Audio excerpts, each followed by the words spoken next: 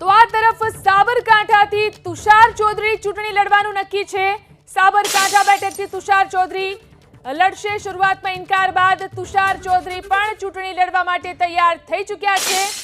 ભાજપના ભીખાજી ઠાકોર સામે કોંગ્રેસ તુષાર ચૌધરીને મેદાનમાં ઉતારી રહી છે।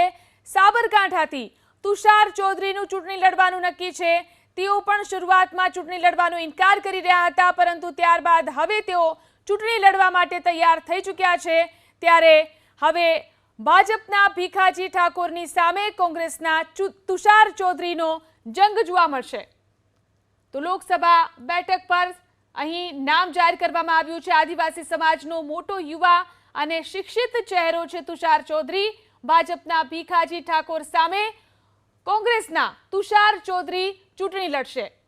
તો અહીં પણ પહેલા તેમણે ના પાડી હતી ચૂંટણી લડવાની, પરંતુ હવે તેમનું ચૂંટણી લડવાનું નક્કી માનવામાં આવી રહ્યું છે। સાબરકાંઠા બેઠક પરથી તુષાર ચૌધરી ચૂંટણી લડશે।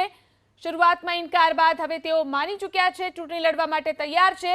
ભીખાજી ઠાકોર સામે કોંગ્રેસના તુષાર ચૌધરીનો જંગ સાબરકાંઠા બેઠક પર જોવા મળશે।